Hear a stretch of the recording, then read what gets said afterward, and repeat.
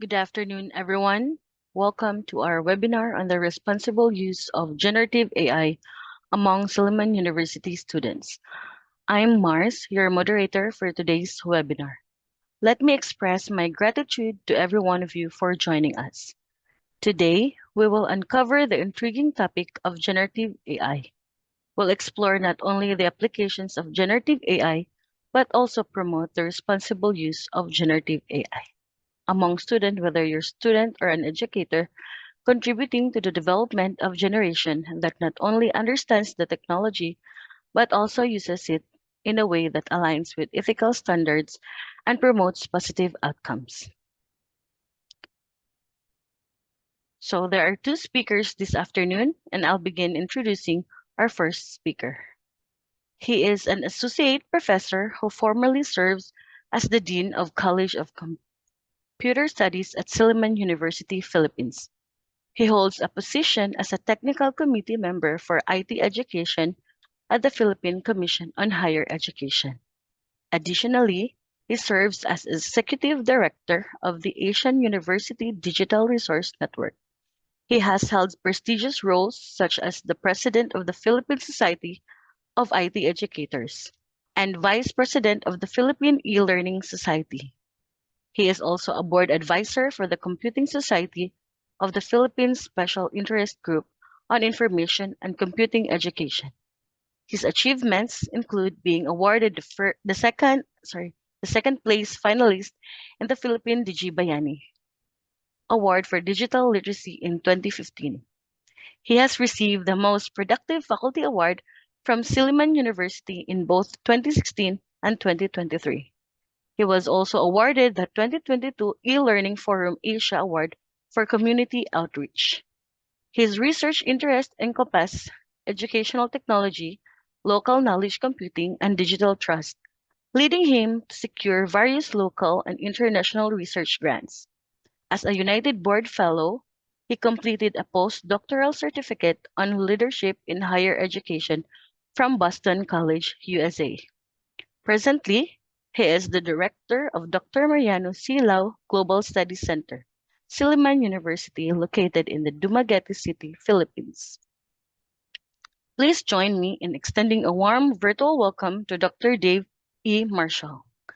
Now, our second speaker completed his bachelor's degree in information technology at AMA Computer University, Dumaguete campus last 2017 with nearly 6 years of experience spanning various fields such as education, youth development, community service, research information, and communication technology. He has been called upon to speak in various capacities on different subject matters. Despite all the accomplishments, education remains his passion. He passed the board exam and became a licensed professional teacher. He is a member of the Philippine E-Learning Society up until this year. Currently, he is teaching at Silliman University Senior High School and has been handling MTech, Media and Information Literacy, and Practical Research 1 subjects. Our speaker recently completed his academic requirements for his master's degree in education, majoring in educational management at Silliman University, Dumaguete City, Philippines. He recently represented our country, the Philippines, on research, which writing resolution and debating on social issues in Asia Youth International Model United Nations in Kuala Lumpur, Malaysia, last August 2023. Let's all give a warm virtual welcome to Mr. Jansen Lado Palama.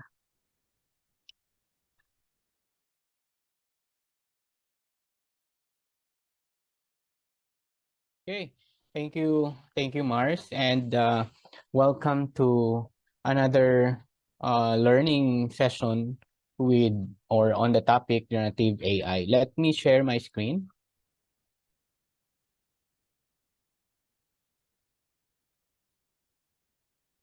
Please verify if you're seeing now my screen.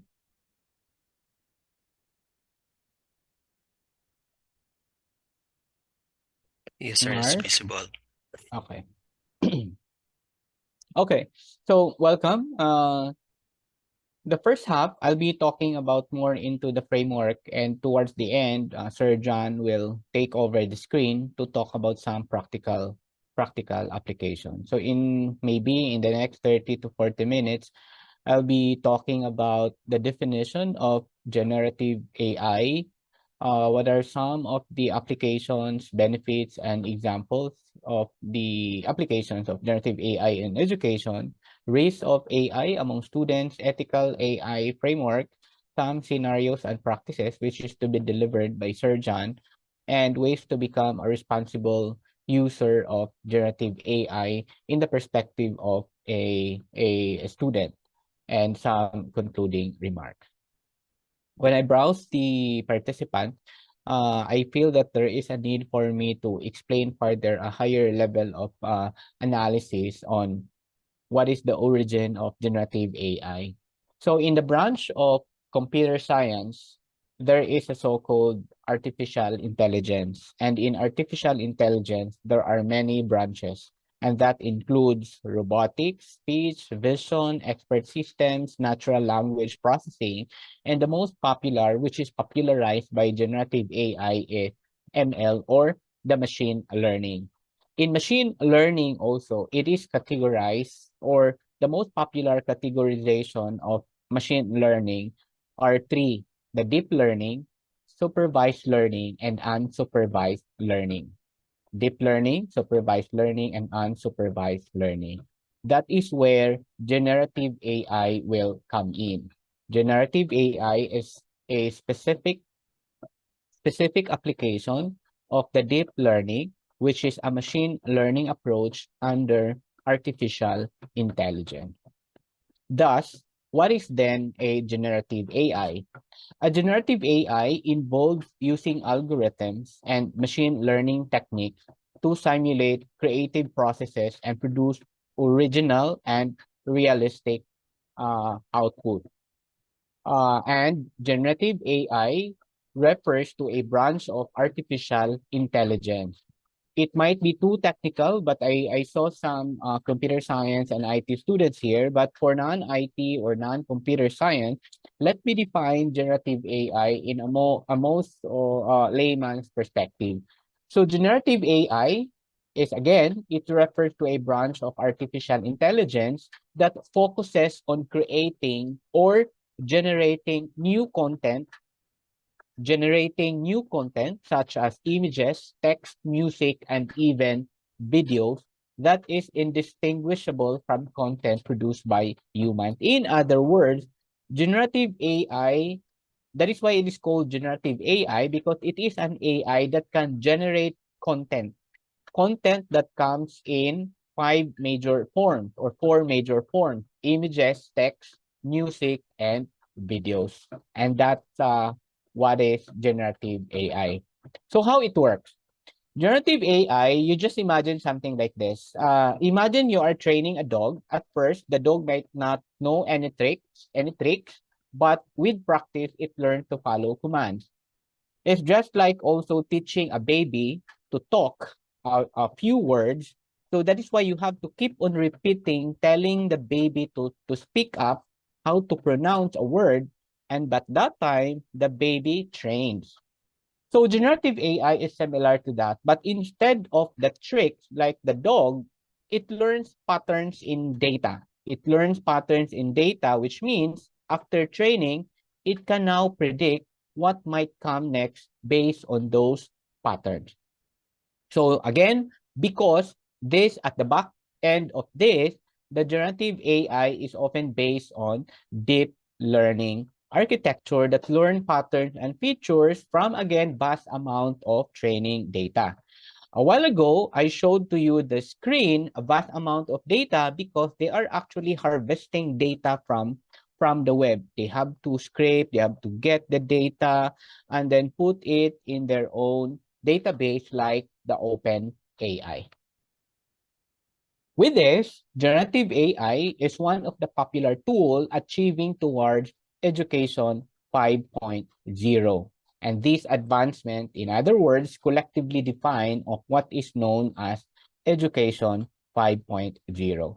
Generative AI is applied in many forms in education, such as personalized learning, content creation simulation, language learning and simulation, virtual tutors and mentors, creativity and expression, data analysis and predictive analytics, administrative efficiency, especially in the workplace. However, it is very important to consider the ethical considerations, address potential biases, ensure data privacy, and maintain balance between technology and human interaction to create an inclusive and responsible educational environment. What I emphasize here is there is a corresponding risk of the applications of generative AI in teaching and learning. These examples illustrate how generative AI is being applied across various educational contexts, enhancing learning experiences, personalizing education, and improving administrative processes. As the technology continues to advance, we can expect further transformative applications in the field of education. More examples of how generative AI is transforming education, such as in the art and design, music creation, storytelling and writing, local knowledge preservation, language tricks, chatbots, and assistants. So some of, just to show to you, which I know you are very familiar to this, what are some of the generative AI tools that are useful for students? So Ask Anything, you have the content creation like ChatGPT, Bard, Bing, Canva, and so on and so forth. My suggestion to this is you don't need to know them all, but at least know to one of the format of the content. One for text, one for image, one for audio, and one for video. You can also use this. I also got this from the social media top 20 AI tools for productivity. In terms of research, you can also find some generative AI applications such as Beautiful AI, Canva, Infogram, WordArt.com, deep AI text summarization that can summarize if you have a qualitative data, Author, Trilio, MindUp, Tala, and many more. A while ago, I was mentioning about the different risks of generative AI. Let me share some of the risks of generative AI that is more specific and focused to students like you. One is plagiarism and academic integrity. So what is the risk in this? You might misuse this as a tool to generate content leading to plagiarism and compromising academic integrity. Say, for example, submitting AI-generated essay or assignment without proper attribution or acknowledgement. Second, unintended bias and fairness issues. What is the risk in this? Generative AI models can inadvertently perpetuate biases present in the training data, which potentially reinforcing a stereotype. Because again, these data are taken from the web, and there might some data that are too stereotyped and that is not anymore applicable to the current times. So example, generative AI or content generated from AI reflecting gender or racial biases. Third risk, lack of critical thinking. Excessive reliance or over-reliance to generative AI may discourage you from developing critical thinking skills, and we discourage that. For example, accepting AI-generated information even without questioning its validity, even without validating it, cross validation, looking at the references if the content generated by AI is really true. Another one is, I think, very popular and self-explanatory is the ethical consideration. You may not fully grasp the ethical implication of using generative AI tools because of these. Some example, generating content that may be inappropriate or offensive without, again, understanding the consequences. Uh, Another risk that is also popular with generative AI is on the privacy concern. Gen AI tools may process sensitive personal information without adequate privacy safeguards. I think you should know that even private data are actually gathered by the generative AI databases. Example, students inputting personal data into an AI systems without awareness of potential privacy risks. Another risk is dependence on technology. Somehow I'd explain this. Over-reliance to generative AI may hinder you independent learning and problem-solving skills. So don't over-rely on AI for answers without attempting to understand the underlying concepts, especially on the content generated by AI. Another risk is quality of output. Generative AI or Gen AI generated content may not always meet our desired quality standards. Again, because this information are based on the available data on the web. Okay? So using AI to create content that lacks depth or accuracy. Another risk that I wanted to share also is the unintentional spread of misinformation. This is one of our advocacy also. AI-generated content may unintentionally propagate misinformation. Say, for example, if there's a lot of websites that produce misinformation content or malinformation content or disinformation content, then it's also gathered or filtered, and that is included in their databases. And it might be included again in the generation of the content. Another risk is a loss of creativity. You might become over reliant of AI for creative tasks, potentially decreasing your own creativity. For example, using generative AI to generate creative works without contributing personal artistic input because you are too reliant to generative AI. And last but not the least, risk of generative AI among students is inequitable access. So unequal access to generative AI tools may create disparities in educational opportunities. But for Sillimanians, we believe that you have all the access to the technology. You have all the access perhaps on our Wi-Fi because that is just there. Maybe this is not applicable for some students perhaps because students may have limited access to generative technology that may face disadvantage compared to those with greater access. However, mitigating all of these risks and requires a comprehensive approach involving education on responsible AI use. Responsible AI use, ethical considerations, and fostering critical thinking skills among students.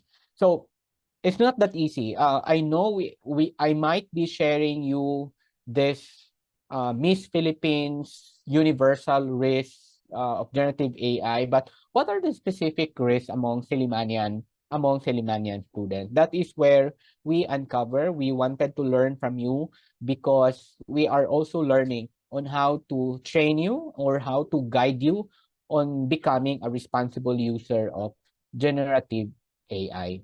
So some of the common framework that Silliman University is following is on the recommendation of UNESCO on the ethics of artificial intelligence, specifically on the teaching and learning.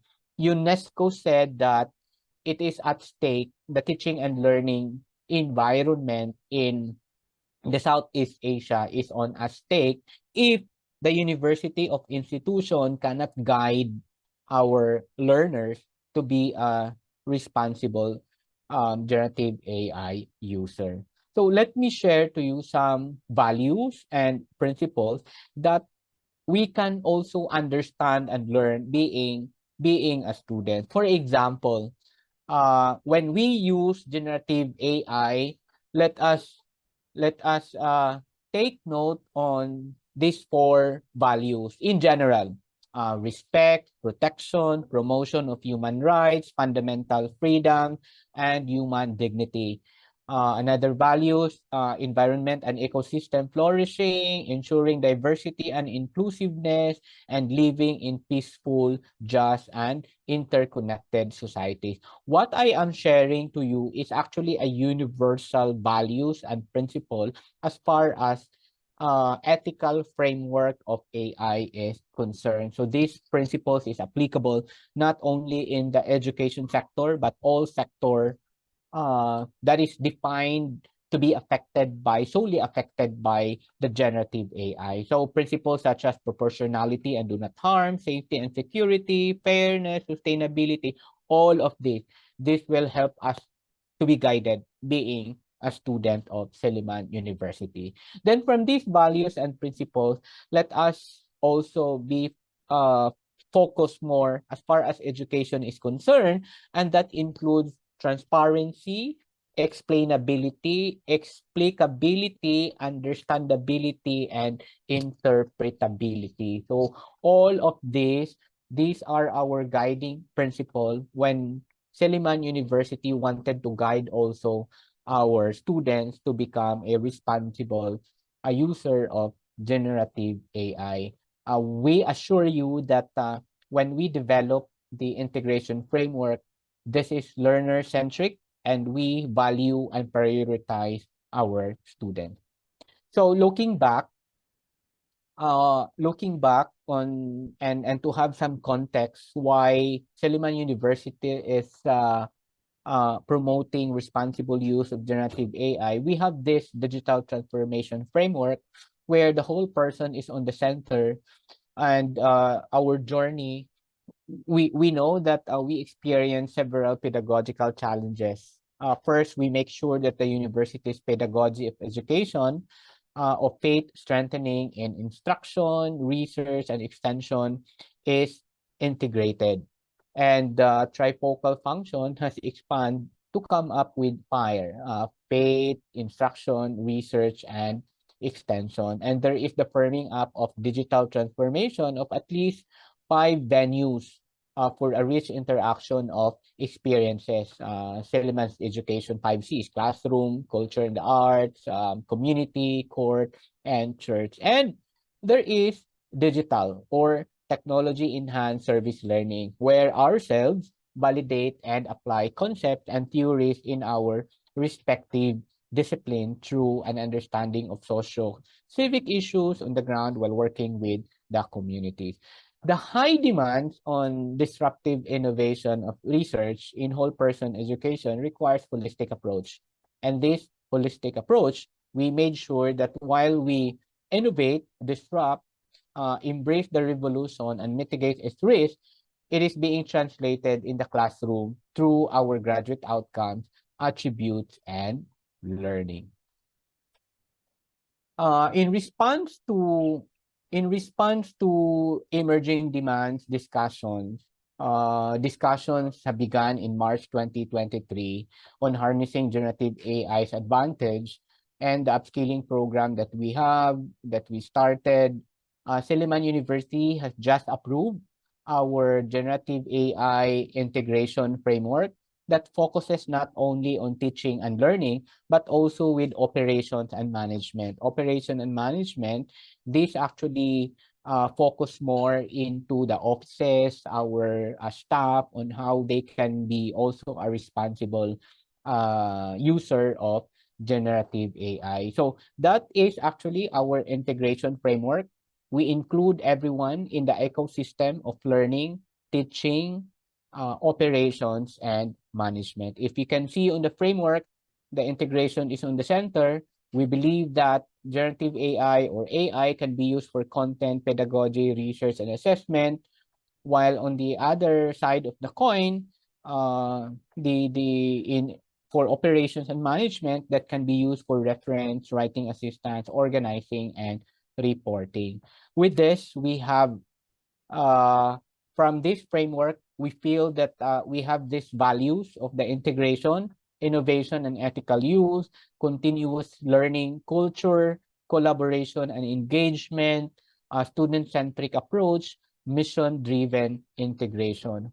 This framework also is anchored on the principle of embracing AI as an innovation force, prioritize continuous learning for students, actively engaging in partners because we are also good in our partners and collaboration, prioritize ethical practices, utilize AI for personalized learning. It is also anchored on the principle of optimizing administrative processes, fostering responsible and accountability, promoting equitable access, enhance customer service, and obviously why we are doing this because we wanted to align this in our mission.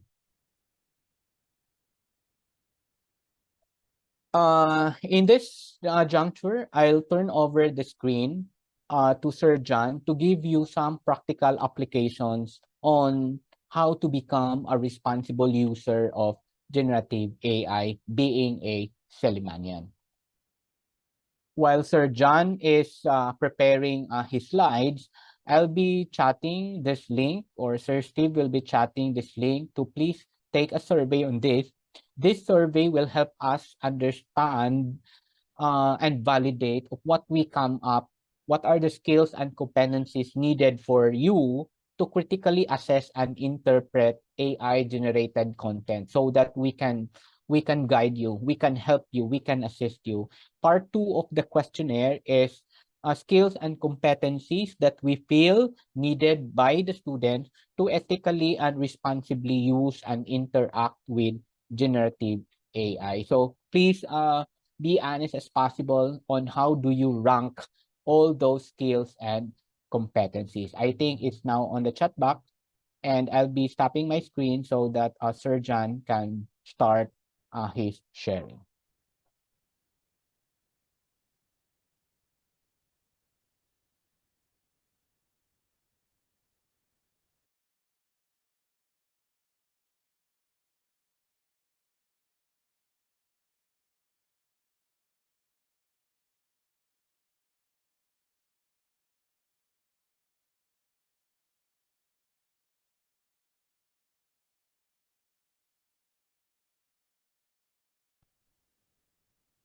All right, thank you so much, Dr. Dave Marshall. Okay, so at this moment, I will be giving some inputs and insights about different artificial intelligence.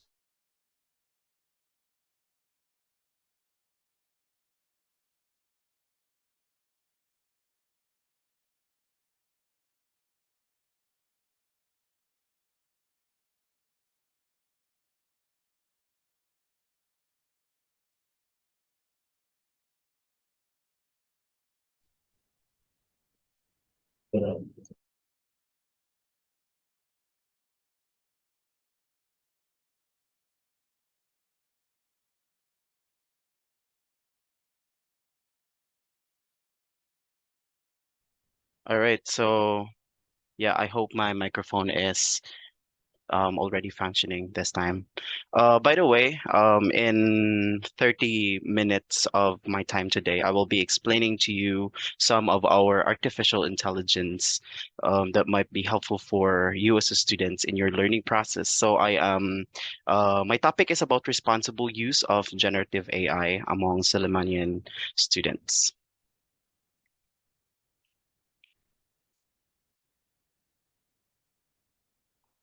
Now, it is actually important to really understand how these technology emerge like AI work, as they have the potential to not only enhance our learning experience, but also to open up new opportunities for innovation and creativity. So again, throughout our session this afternoon, we will explore some of the latest AI tools and softwares that are available online and perhaps discuss how they can be used to support our academic and personal development.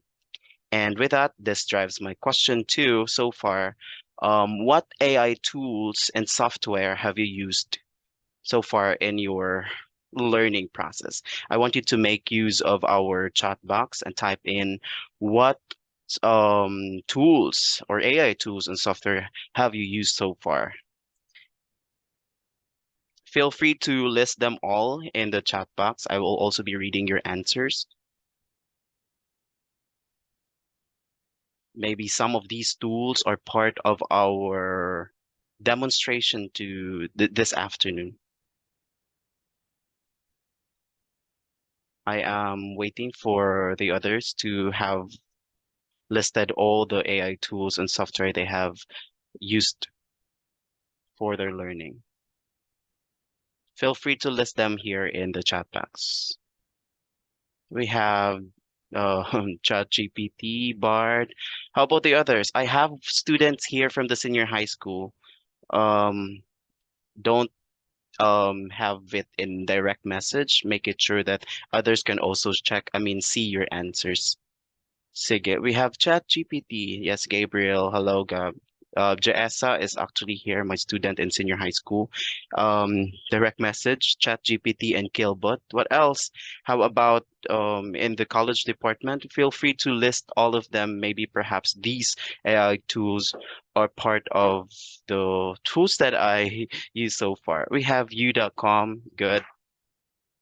ChatGPT, sige. I am still waiting for the others since we are 30 plus in the session. So yeah. Yes, Blockbox AI. Yeah, you.com. Being AI. Perplexity. Wow. Sige. Some of these in the chat box were actually part of my content in my discussion this afternoon. So I will be sharing some of the AI tools I use so far for teaching and learning.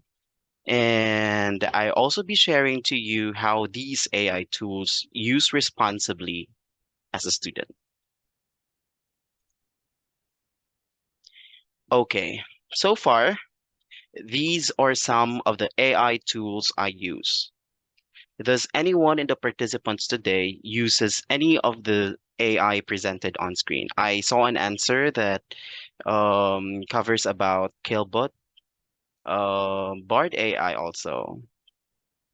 What else? Perplexity, right? So far, I have here Killbot, Bard AI, Canva, Magic Write, PDF chatbots. We also have Perplexity. We have ChatGPT. We have SciSpace. We have Summarize.tech. We also have Undetectable AI, and among others. Now, let's get to know more of these functions or its functions and uses, and how we properly and responsibly use these AI tool, which is available online. Okay, let's start with ChatGPT, which is most frequent answers or most numbered answers in the chat box a while ago. So first, this is very popular one, ChatGPT. For sure, all of us are very familiar with this. Perhaps use this when we create our assignments in schoolworks. So let's first define what is ChatGPT and its use. So ChatGPT is used for various natural language processing tasks, including generating human-like text for content creation, programming assistance, and serving as the backend for conversational agents like chatbots. So you can ask anything to these tool and provide you information and answers the right way, right? So you can actually also converse and ask follow-up questions to these AI tool until you get what you wanted to have in your search. Right. So then, for sure, since we are familiar with ChatGPT, what's new to ChatGPT today? Can anyone guess to what's new to ChatGPT today? I'll be waiting for your answers in the chat box. What do you think is the new updates for ChatGPT today? Aside from typing what we wanted to know about our search in ChatGPT, what do you think is our new update? Image processing. It can recognize pictures or images. Sige. Microphone input. Okay. Um, what's new to ChatGPT today is that you can create web extensions, right? So before, we actually don't have this web extension. So then, if you wish to have kanang web extension, and you can search on chat web extension. Where is my note? Web chat GPT extension. I'll be typing it in the chat box. Para you can search this in Google and then have this um as an extension of your chat GPT account. Web chat GPT extension.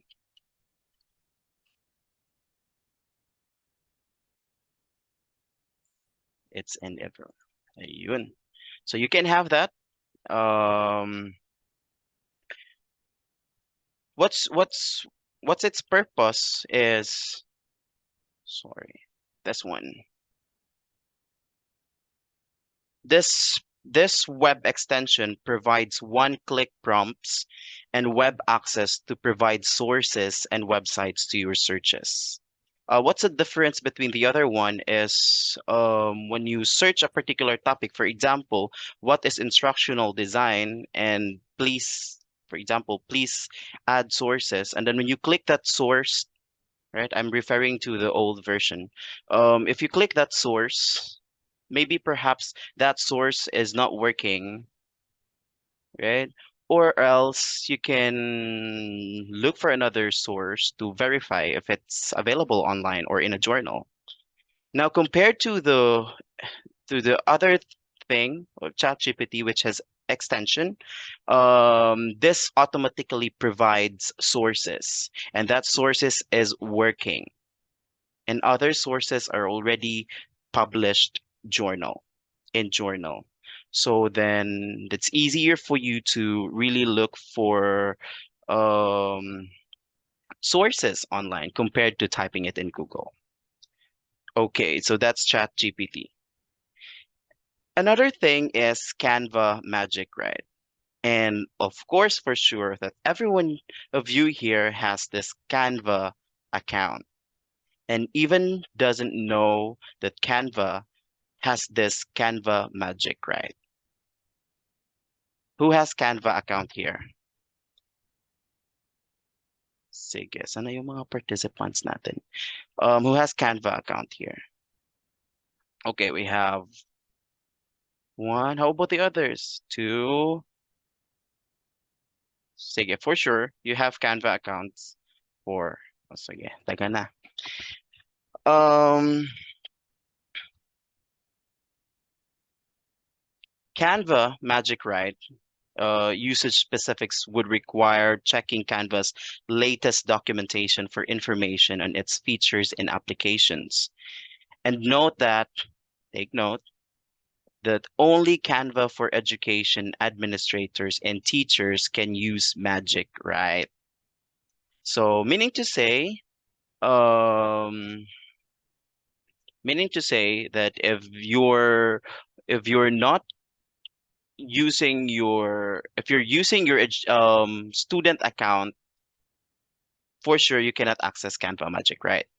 But if you're using Canva for education, for teachers or educators, for sure you can access Canva Magic, right? What's the difference between Canva Magic, right, and Chat GPT is actually it's similar, right? Um, take note that Canva is not limited only to designing. It's not limited only to creating a presentation and others, but it also offers Magic Write as an AI tool. Okay, sige, I'll give you a scenario. Scenario number one, using ChatGPT during research class. Okay, at Silliman, a group of students is working on a challenging research paper for their practical research too. Wanting to leverage ChatGPT as a learning tool, They input their research questions into the system. So then, upon receiving detailed and well-constructed responses from ChatGPT, some students are tempted to directly copy and paste the provided content into their papers, neglecting the understanding and synthesis process. So, since our topic is responsible use of generative I have some cases and scenarios here that may perhaps happen to you as a student when dealing with AI tools, such as this one. First scenario, research. Okay, so this is how you responsibly use the AI tools instead of, directly copy pasting the response or feedback or answer to ChatGPT or Magic Write for Canva. Here's some of the guidelines, right, for you to responsibly use this AI tool. First is you need to have critical engagement. Instead of copying and pasting, the responses or the answers, you should use the responses to enhance your understanding of the topic first. Next is to pick out the key concepts and integrate it in your own words. So, meaning to say, you need to really understand what is the answer of ChatGPT, for example. So then it would be best to understand and critically analyze the answer of ChatGPT instead of copy pasting. That's critical engagement. Second is learning and synthesis. So as a student, you are all encouraged to treat ChatGPT or any AI as tool for learning and synthesis. It's not just ChatGPT, but I want everyone here, you're all encouraged to treat these AI tool for learning and synthesis. For example, if you have received responses from ChatGPT, please take time to digest the information, right? Don't get so excited to copy the whole thing. Please take time to digest the information, connect it with the existing knowledge you have, or perhaps look for references in Google and connect it with their existing knowledge. And then there you can express the ideas now by your own words. That's learning and synthesizing. That's how you learn and use, right? The AI tool as a learning tool.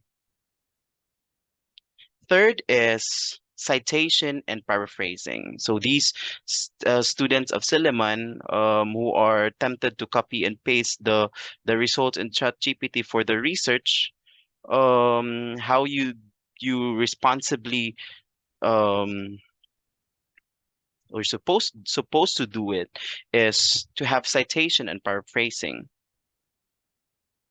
right? If ChatGPT provides insights or information that is directly used in the paper, you should practice proper citation and paraphrasing. Where in fact I am teaching this to the senior high school student that um, when you get something online, a statement, a sentence, it would be best to cite and paraphrase for you not to be able to be plagiarized. Right?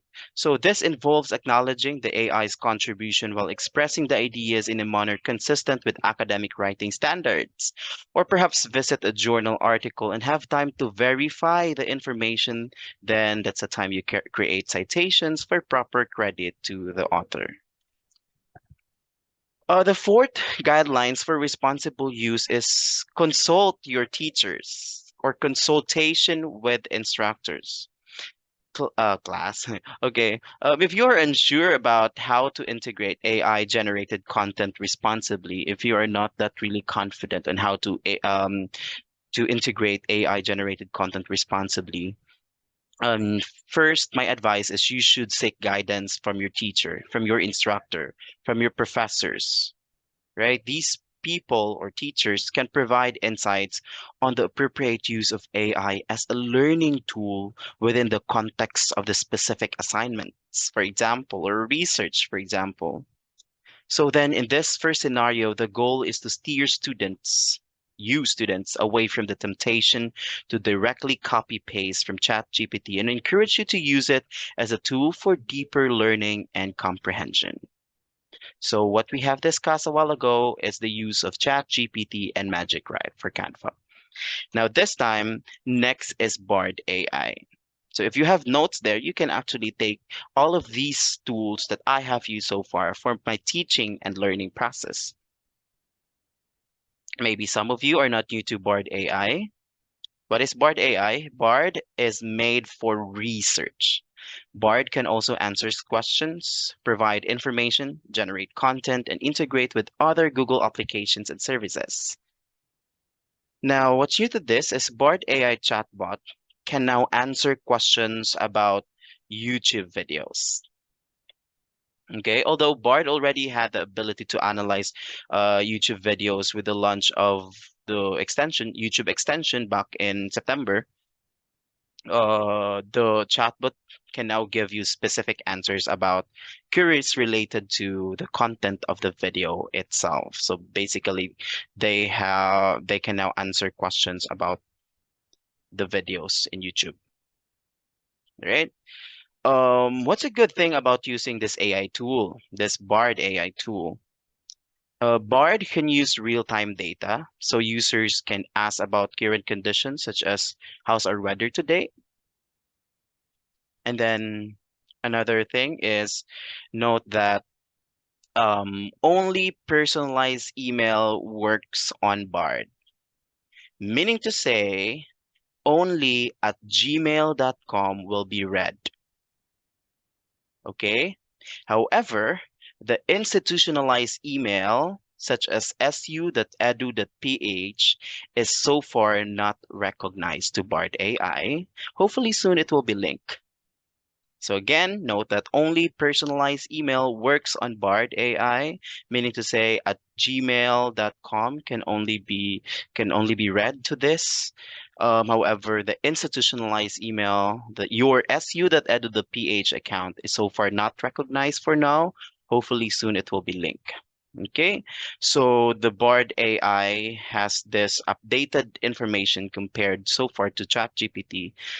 Why is it updated? Because as you can see on screen, there is audio and microphone to use. Compared to ChatGPT, you may just really look for, typing the whole thing. But this one, we have audio or microphone to use. Okay, that's Bard AI.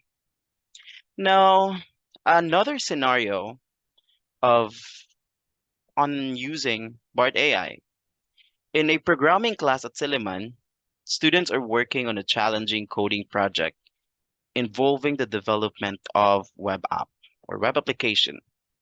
The programmer of the group is facing difficulties with the specific functions, turns to Bard AI for assistance in refining the code, meaning to say, the program is not working because there are bugs. Now, how you should do it in a responsible way? Here's the guideline for responsible use. First is to really understand code suggestions. You should use AI tool to gain insights into possible solutions for the coding problem rather than directly copying the code, right? They should carefully understand the suggested approach and underlying programming principles. As a programmer, you really need to understand the code before relying to the existing AI tools. Second is error checking and testing. As a programmer, you should thoroughly check and test the code after making changes based on Bard AI suggestions because Bard AI can suggest, right? And this involves debugging and ensuring that the modified code functions correctly and integrate seamlessly with the rest of the application. So have time for checking and testing. Next guideline is, of course, collaboration with peers. I also want you to promote this collaborative learning by encouraging classmates to discuss first about the codes, which part are the problem in the codes, nga nung wala ni Ryan. Then if it's not being solved in the group, then perhaps you can look for or use Bard AI for suggestions. So this group suggestions or discussions can provide a diverse perspective and insights, fostering a collaborative or collective understanding of the code and potential improvements of the program.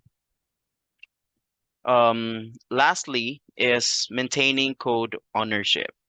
So I also wanted to emphasize the importance of maintaining code ownership. While Bard AI can offer valuable insights, students should ensure that the final code reflects their individual understanding, problem solving, and coding style. Take note that during the final defense, you can actually let your panel see the program itself, and perhaps there's a time for debugging. So good luck if you're really over um, relying to the board AI, for example. So you really need to maintain code ownership. Meaning to say, as a programmer, you should also learn its functions. So now this scenario number two presents the responsible use of Bard AI in programming class. So focusing on understanding, customization, collaboration, and maintaining ownership of the code. So it encourages you students to really leverage AI as a learning tool again while actively engaging in the coding process. So where we have ChatGPT, we have Canva Magic Write, we have then Bard AI. Next is Perplexity. Okay, so what is this Perplexity? Perplexity AI enjoys a distinct advantage over ChatGPT in that it is able to provide real-time information, whereas as latter popular AI chatbot is limited in its knowledge to data and events that have occurred past 2021 or 2022. So note that ChatGPT Plus has internet access and can only browse that can browse the web, which can expand its knowledge base into current events. So ChatGPT will have unrestricted access to the entire internet. Soon, anyone with internet access, whether for free or without payment, it will be able to use ChatGPT. So the AI system exclusively trained on data from the time frame until 2022. Um, what's good thing for Perplexity? This is more straightforward and interpretable, making it easier to identify areas for improvement and has latest data and information access online. Okay, and also one advantage of using Perplexity is this can provide direct sources to your search by having footnote or endnote as your reference. So it's easier for you to trace this in your website or in the website or in the journals online. So as you can see on screen in the example, I search about instructional assessment, and then in the response, they at the last part of the response, they have one and two. If you click that one, you will be redirected to the specific source where is this text coming from or this information is coming from. For example, instructional assessment in the context of LMS can take various forms. For example, so for you to cite this source, you just click on this footnote number one, and then you will be redirected to that particular site. And then that's the time you cite the journal or the website for you to not be able to be plagiarized. So that's Perplexity. I use Perplexity most of the time compared to ChatGPT because this really provides good source. Okay, sige. Another scenario though for this is over-reliance on Perplexity in law school, leading to bar exam challenges. So, in the hectic days leading up to the final exams at Silliman, students are diligently reviewing their notes and textbooks, of course, 'di ba? Coming na ba yung finals.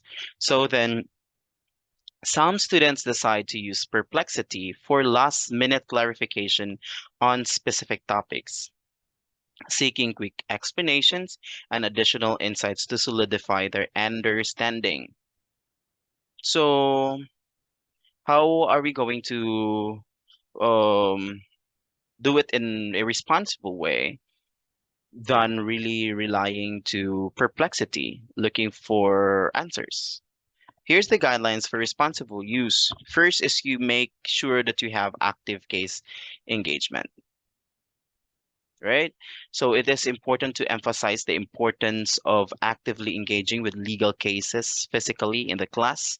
You should also use AI tools to just only aid your research, but personally actively participate in case analysis, developing your own understanding of the legal arguments during face-to-face class. Don't be over reliant to these AI tools. Second is legal reasoning practice. Instead of relying in the result of or the feedback or the response of Perplexity, you students should practice legal reasoning independently. You should really go beyond AI generated summaries and actively work on constructing legal arguments. You can have that response of Perplexity as a supplemental, you know, resource perhaps, then you can create your own reason to this case analysis, for example. Another guidelines is bar exam simulations, since we're talking here about a scenario for bar exam challenges. So these simulations should assess not only legal knowledge, but also the ability to independently analyze and apply legal concept without the assistance of AI tools. That is why you need to practice by yourself. Avoid over reliance of AI tools. After all, during bar exam, you will not have them as your buddy or beside you or perhaps tutoring with you anymore. It's yourself in bar exam. It's yourself and the case analysis were there. So these AI tools is, you know, is not there with you during bar exam. Last thing is ethical consideration is important. You should all be reminded as a student of the ethical consideration in the legal profession. While AI tools can assist in legal research, the ethical standards really require lawyers to critically assess info or information, right? Interpret legal statuses and make independent judgment on behalf of their clients. There are four, but I also want to add on this, another guidelines for responsible use is always collaborate with lawyers, or not just lawyers, but you also want you to tap an expert and ask for help. Okay, so collaboration. Okay, so aside from Perplexity, I also want this to share to you this afternoon, which is another AI tool. I was actually using this, right? This is summarize the tech and PDF chatbots. So what is this? By the way, who among you here used to use summarize the text or PDF chatbots? A virtual thumbs up or raise hand will do if you used this before.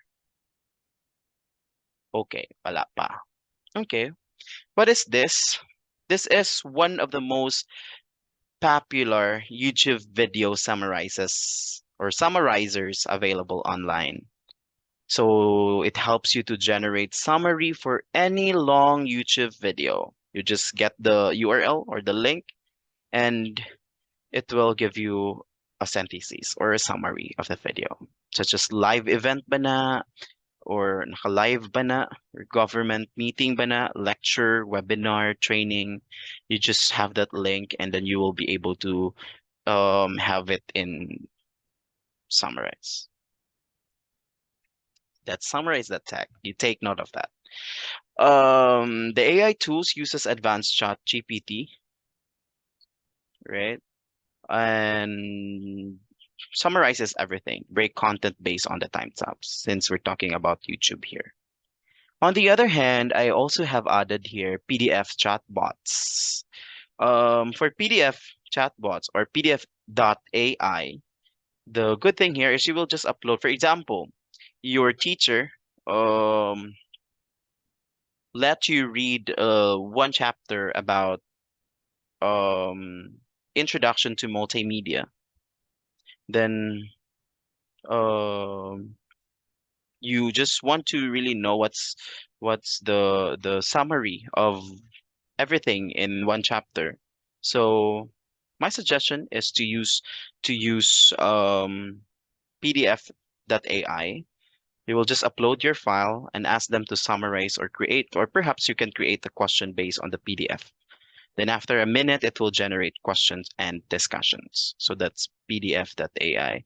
But um, I am also really concerned of, you know, knowledge acquisition, right? So the good thing is you really need to read the one chapter and have again PDF AI as a supplemental tool. Okay. Para, you also have um to also look for insights and learnings on the different aspects and subcontents inside the PDF file that you have supposed to upload in the PDF AI, right? So again, you will just upload your file. It's not just about having a summary. You can also ask, you can also type there to create questions about the PDF based on your uploaded file. Then after a minute, it will generate questions and discussions. That's PDF.ai. Sige. Next is scenario number 4. I'm almost done. This is over reliance on summarize the tech for video content understanding in a graduate seminar. So in a graduate seminar at SU, students are assigned to watch, sorry, a series of in-depth video lectures on advanced research methodologies. A group of students seeking a quicker alternative decides to heavily rely on Summarize the Tech to directly provide summaries of the video content, bypassing the thorough viewing of the lectures. Good thing in my class, I used to integrate micro learning, so my videos will not go beyond 7 minutes. Right? So I applied micro learning in my class. So good thing that you really have time to really look for the whole thing in the video. But this scenario, a group of students really look for another alternative to summarize everything in the video. And what do you think are the possible impact or factors? For example, your professor wanted let you watch a 25 minutes video and you're tired watching the video. And then you summarize the text to summarize everything. What do you think are the possible impact or factors you will get? Sige.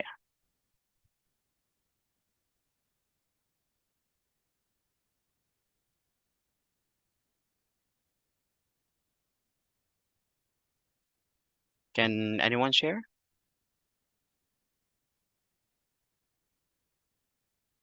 Can I call someone? Kani akong kaila. Yes, very good, Gabe. Gabriel is my student. You can actually miss some points that may be important because in the video lecture there are follow-up or additional inputs the teacher were able to discuss that doesn't belong to or include in the summarized PDF. Thanks, Gabe. Sige, I'm still also looking for another factors or impact.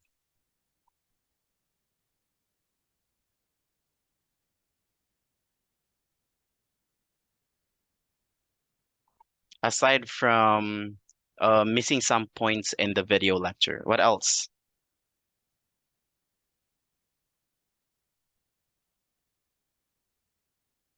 Sige, I think they're typing pa. Okay. Um, here are some possible impacts of factors. First is, of course, you have incomplete understanding because you're so dependent on the tool, the AI tool, such as summarize the text. Second is loss of context because not everything in the summarized PDF, right, were stated there. So my suggestion is to here's number two, to use summarize the text as only as supplement. Okay. And there's also need for emphasis on comprehensive viewing, meaning to say you really need to check the whole video, not just to skip, not just to use AI tool to summarize everything, but to really check everything in the video. We also have another guidelines for responsible use here is the encouragement of critical um, reflection.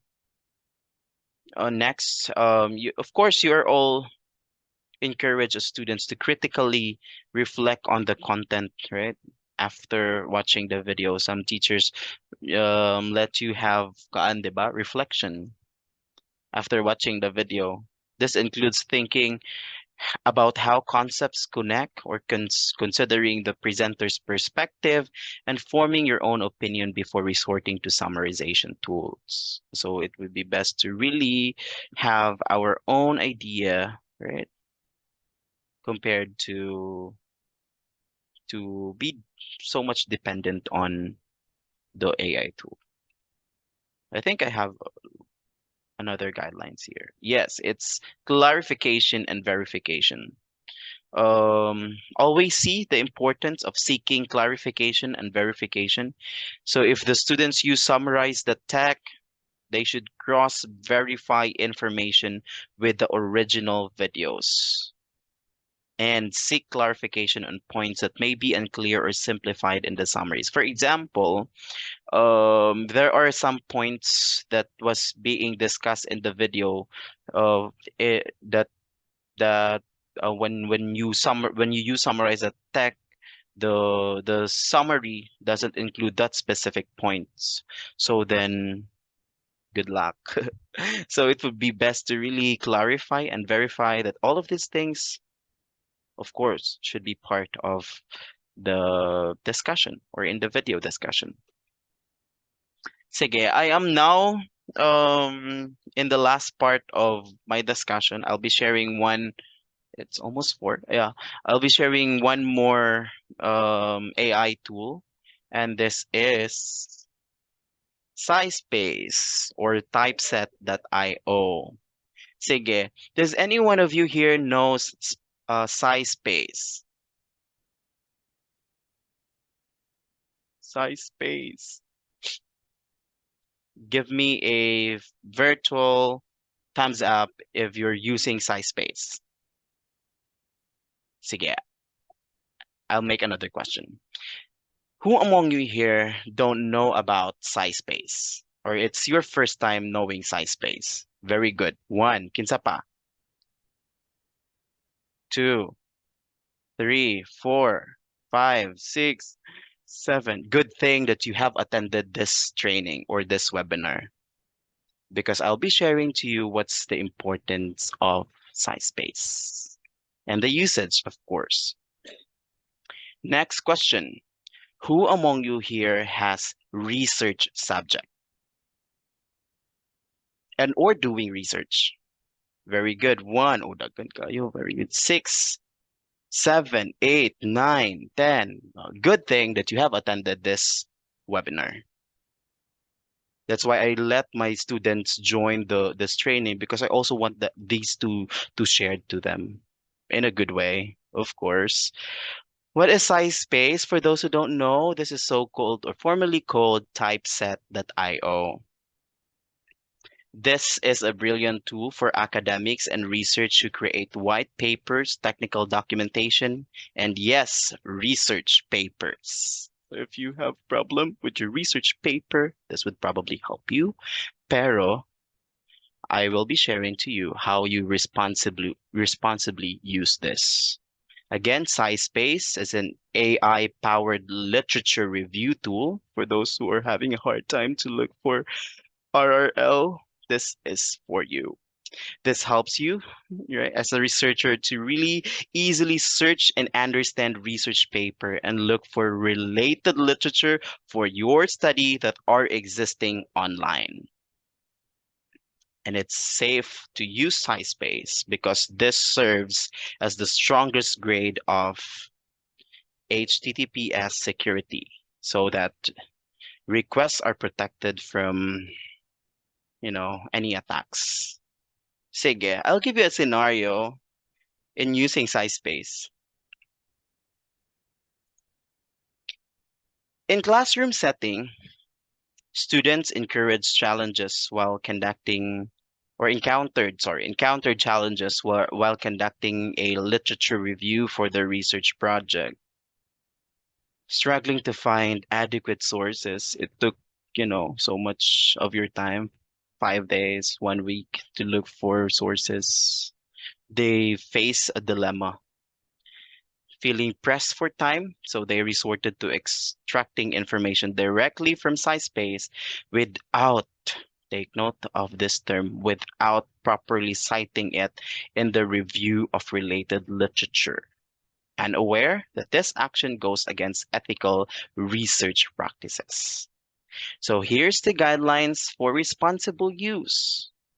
Feel free to use this application or AI tool, but I also want you to really do it in a good way, in a responsible way, right? So first, of course, you need to cite sources properly. Okay? When using information from platforms like SciSpace, always provide proper citations to give credit to the original authors and maintain what? Academic integrity. Always have that in mind, class. And I'll also want you to be an advocate of academic integrity. If the works are not yours, properly credit the authors for you to not be able to be plagiarized.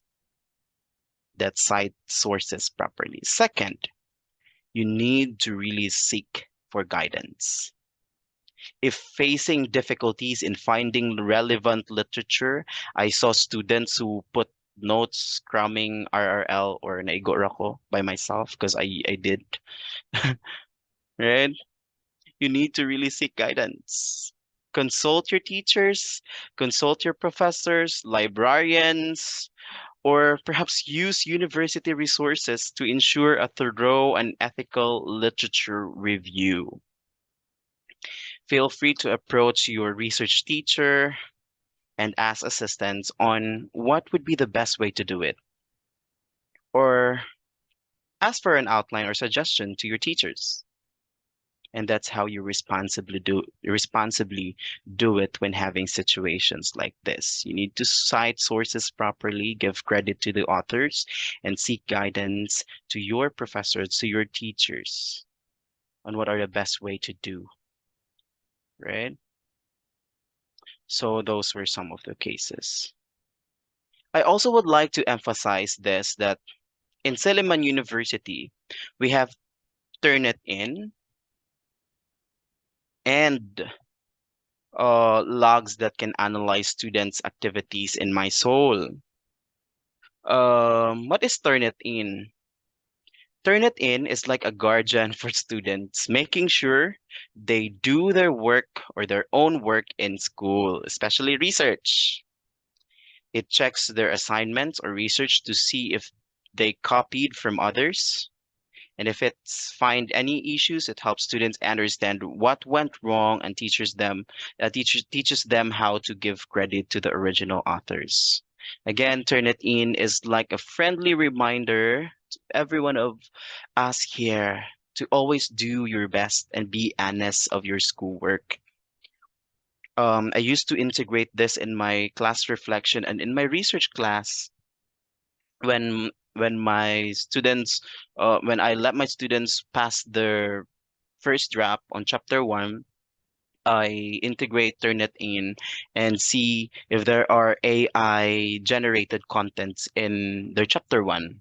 And if thus, then basically I let them revise their draft or their research and then teach them how to properly credit if they get that source from a journal article or an AI tool.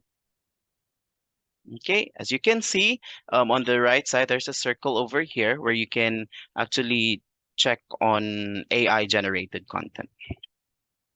Aside from Turnitin, also, My Soul can also check your logs, may it be live logs or previous logs. Sige. I remember during my class in MTech, and for sure they're here, when they're taking their quarterly assessment last time, I'm using My Soul. I use live logs, and there is the students who, check on the module, check on the module, and I caught him because I'm using live logs. Right? Okay. I called the attention of the students. So why are you opening the module while taking the test? Because sir, um because I'm they thought nga I was not checking the the logs.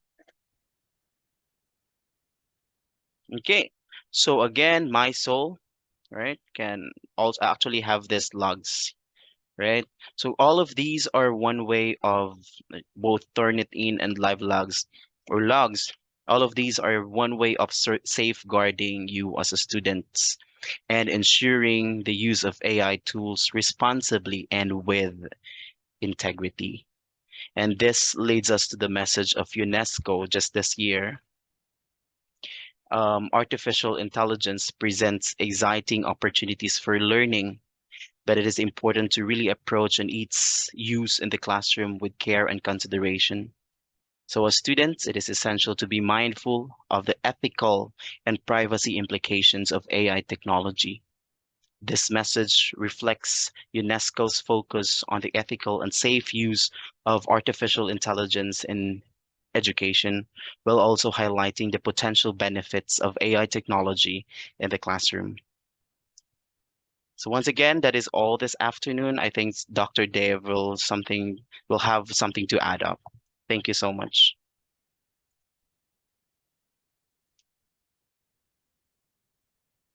So I'll continue just to sum up what Sir John was sharing to us, just to have a checklist on the different ways to be a responsible user of generative AI.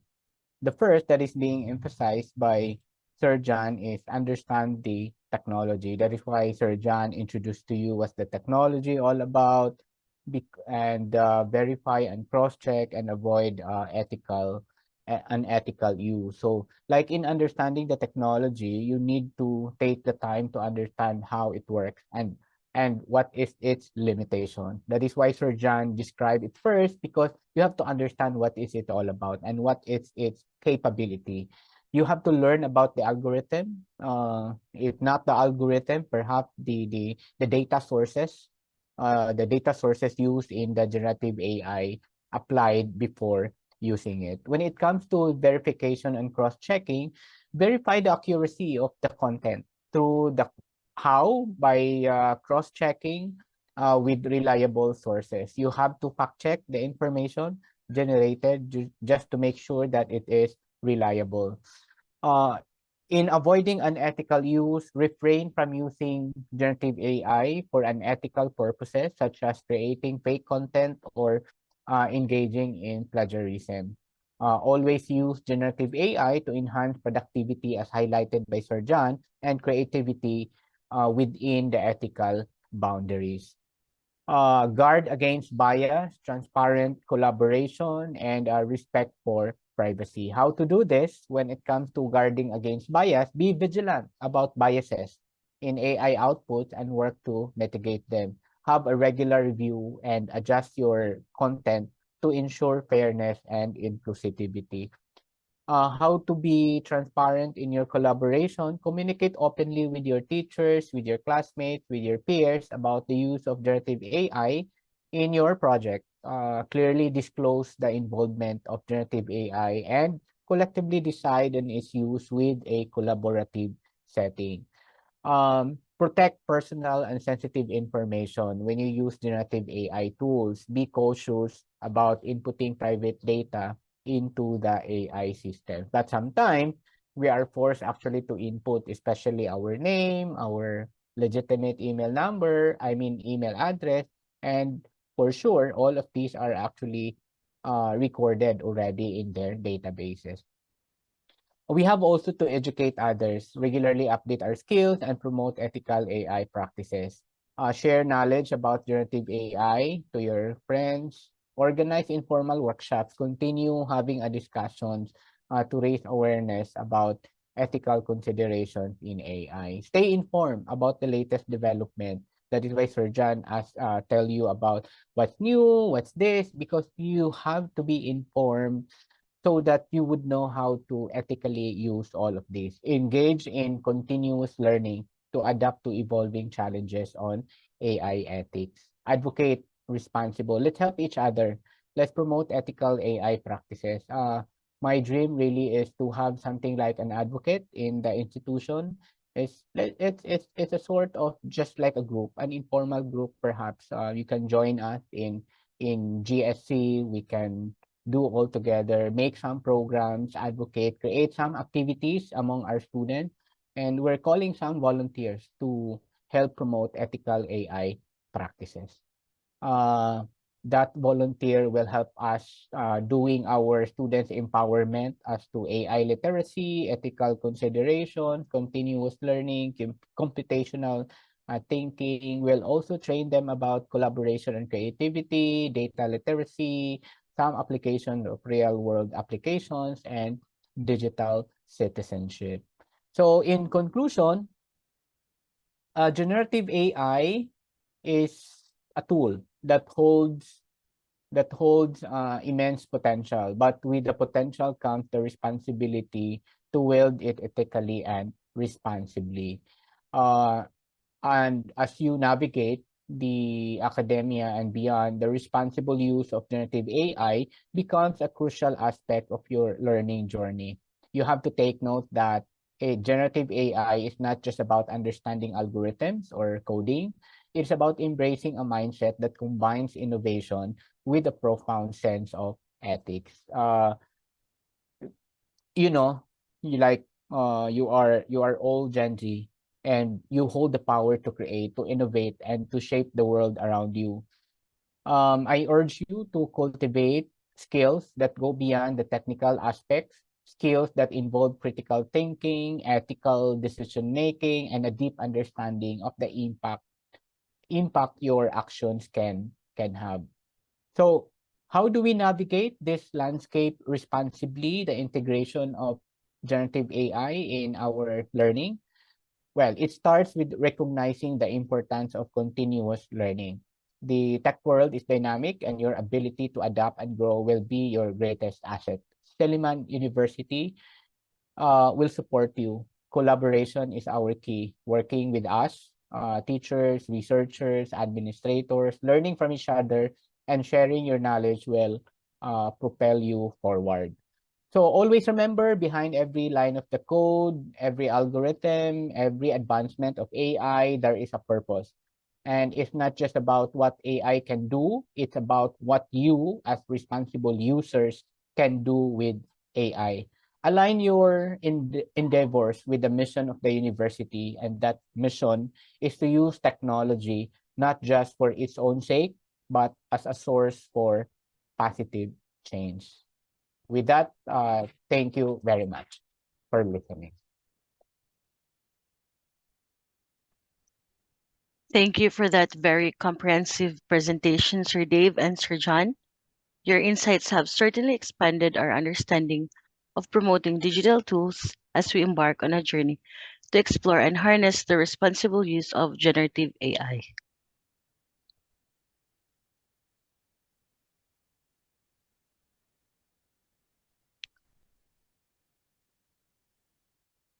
At this point, it's your turn to actively engage in in the conversation. Share your perspectives and seek clarification if you have questions. Please feel free to ask and unmute your microphone, or you can type it in the chat box.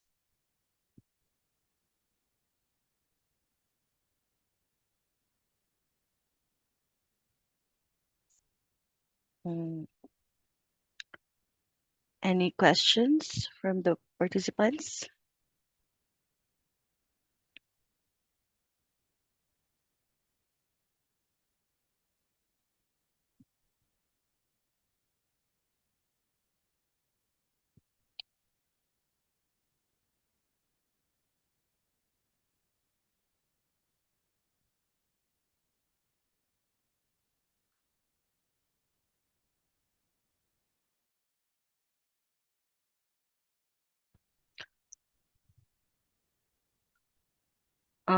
I believe there's none. For those who might still have unanswered questions, you can directly email your questions to us at ici@su.edu.ph so we can answer them.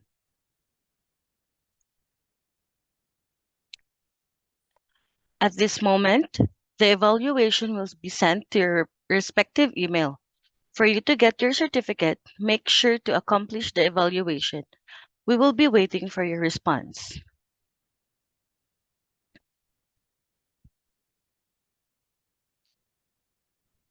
Sure. As we conclude this webinar, we would like to take a moment for an online photo opportunity. We have the honor of having Sir Steve capture this moment for an online photo opportunity. For those who are interested, may I request everyone to please turn on your cameras and join us in a group photo. Sir Steve?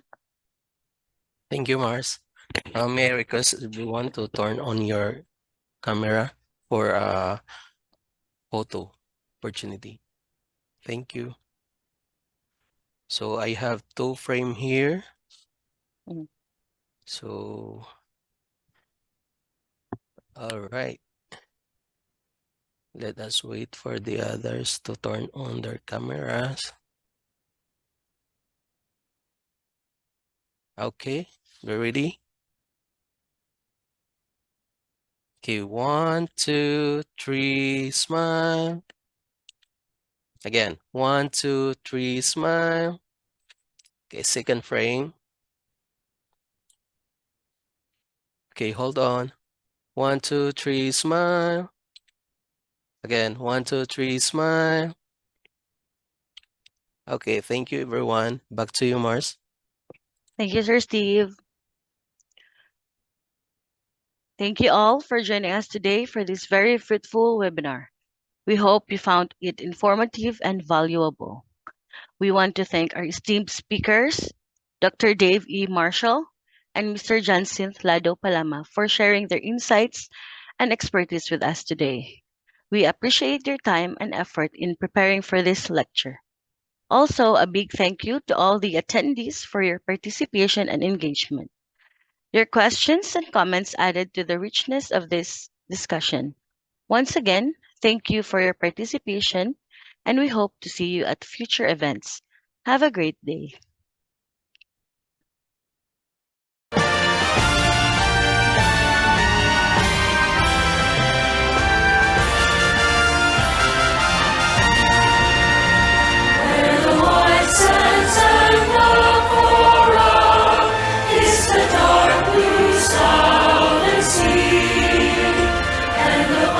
Trees tall and stately, wave their branches in the